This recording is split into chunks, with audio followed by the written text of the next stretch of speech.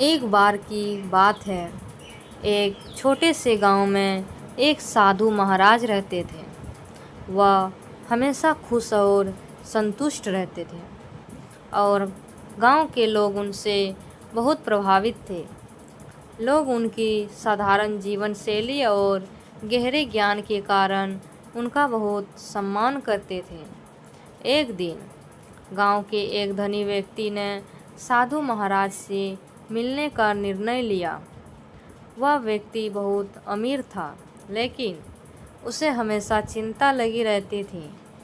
उसने सोचा कि साधु महाराज से मिलकर वह अपने जीवन में शांति पा सकेगा।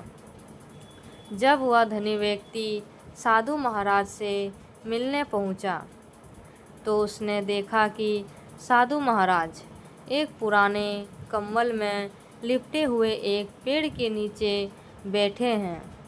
उस व्यक्ति ने उनसे कहा, महाराज, मेरे पास सब कुछ है, धन, संपत्ति, ऐश्वर्य, लेकिन फिर भी मैं शांति नहीं पा रहा हूँ। कृपया मुझे बताइए कि मैं अपने जीवन में शांति कैसे पा सकता हूँ। साधु महाराज मुस्कुराए और बोले, बेटा, शांति पाने के लिए धन दौलत की ज़रूरत नहीं होती, बल्कि मानसिक संतुलन और सादगी की आवश्यकता होती है। उन्होंने धनी व्यक्ति को एक कहानी सुनाई। एक बार एक राजा था जो हमेशा अपने राज्य के विस्तार में लगा रहता था। उसने अपने जीवन में बहुत कुछ हासिल किया, लेकिन उसे कभी शांति नहीं मिली। एक दिन वह एक बुजुर्ग साधु से मिला और अपनी परेशानी बताई।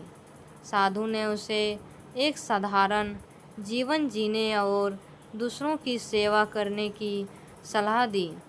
राजा ने साधु की बात मानी और जल्द ही उसने शांति पाई। साधु महाराज की बातें सुनकर धनी व्यक्ति को समझ में आ गया कि शांति पाने के लिए उसे अपनी इच्छाओं और चिंताओं को छोड़ना होगा।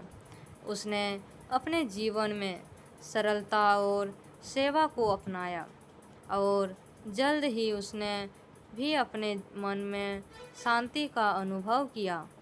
शिक्षा, सच्ची शांति और संतोष धन और संपत्ति में नहीं, बल्कि साधारण जीवन जीने और दूसरों की सेवा करने में है।